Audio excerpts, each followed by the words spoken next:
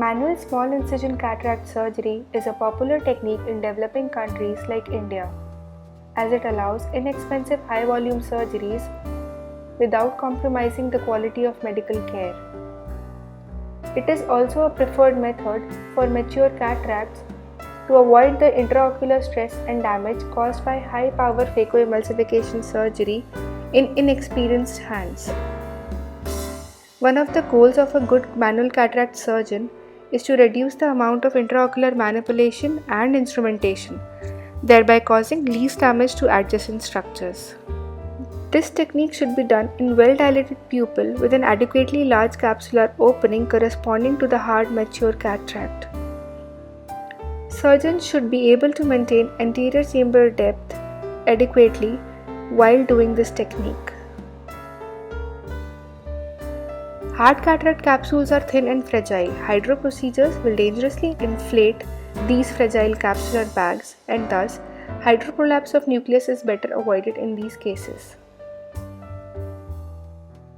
Here the hard nucleus is gently freed from surrounding lens matter and one pole is levered out of capsular opening using a translational movement with 26 gauge needle cystitome as a hook.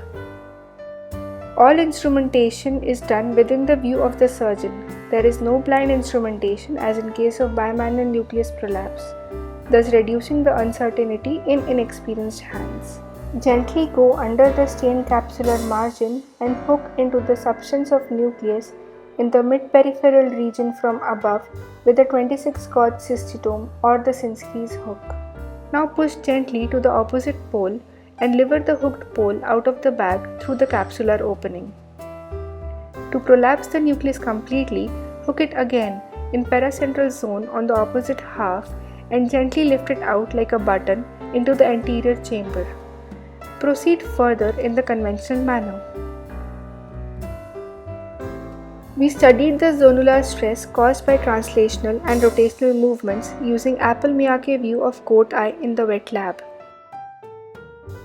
Zonular stress was evaluated by observing the distortion of equatorial region of capsular bag during instrumentation and nucleus manipulation.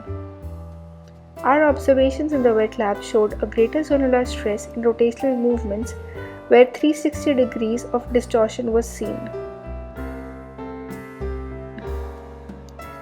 The translational movements of our technique produce stress only in longitudinal axis of 2 to 3 clock hours of zonules at a time, preserving the architecture of remaining zonules and mitigating the overall torsional stress on zonules. These simulations predicted a decreased chance of posterior capsular rent and zonular dehiscence while performing the button nucleus prolapse technique in mature cataracts. This technique stretches only 2 to 3 clock hours of zonules in one direction of motion. The suspected areas of zonular weakness can be saved from torsional stress by translating the nucleus in a perpendicular axis. This technique also has limitations as it cannot be used for soft cataracts or traumatic cataracts with pre-existing capsular dehiscence or capsular adherence. It requires intermediate level of experience in the surgeon. Let us once more see this technique in a mature cataract.